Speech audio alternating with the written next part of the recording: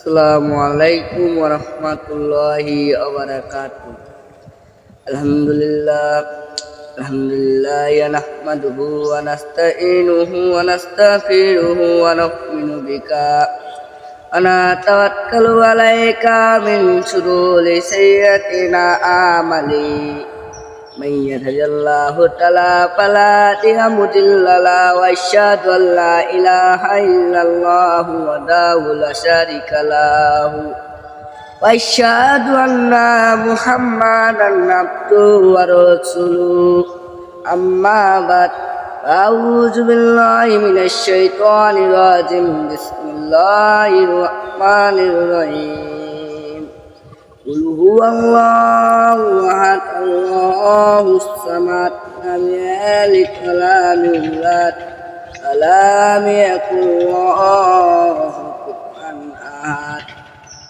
Ad-dina sirrul mu'mini wa jannatul kafir. আমার বর্তমান বিষয় হলো দুই না মুমিনের জন্য কি জন্য কারাগার আর কাফেরের জন্য কি জন্য জান্নাত স্বরূপ। রাসূল সাল্লাল্লাহু আলাইহি সাল্লাম পাঠ বলেন, আদ-দীনা সিদরুল মুমিনি ওয়া জান্নাতুল কাফির। দুই না মুমিনের জন্য কারাগার আর কাফেরের জন্য জান্নাত স্বরূপ। দুনিয়াটা কি জন্য মুমিনের জন্য কারাগার হলো? যারা মুমিন তাদের জন্য এই জন্য কারাগার। তারা মুমিন, তারা আল্লাহর পথে চলে, তারা চুরি করতে গেতে সেই মহান রব্বুল আলামিন তাআলার কথা মনে হয়।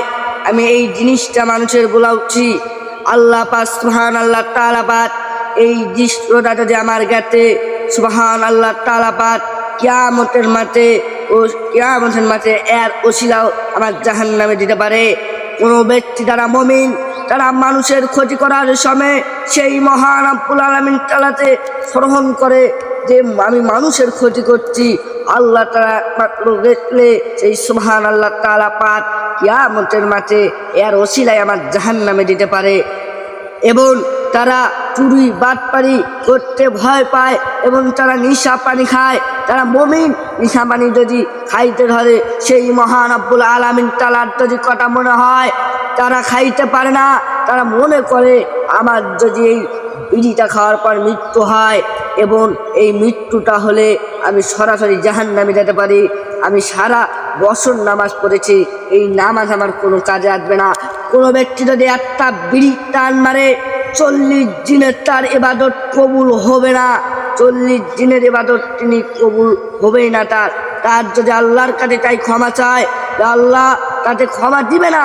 আল্লাহ এইভাবে 40 দিন ওই ব্যক্তিতে ঘুরি নিয়ে বেড়াবে, তারপরে আল্লাহ ক্ষমা করে দেবে। একটা মূর্তি পূজা করলে যে পাপ হয় তার সাথে বেশি একটা বিড়ি যদি টান মারে তার চেয়ে বেশি পাপ হয়। এই জন্য তারা মুমিন, তারা বিড়ি কোনোদিন খাবে না। তারা মুমিন, তারা মানুষের দুইটা দিক গেতে একটা বাজন ঝেলবে না, দুইটি কান্দি থেকে আলু বের করে নেবে না। তারা মুমিন, মানুষের ক্ষতি করতে চাবে না, সেই মহান রব্বুল আলামিন তাআলাকে ভয় করবে। এবং তারা মুমিন বাজারে দেয়া মানুষের নামে গীবত করবে না।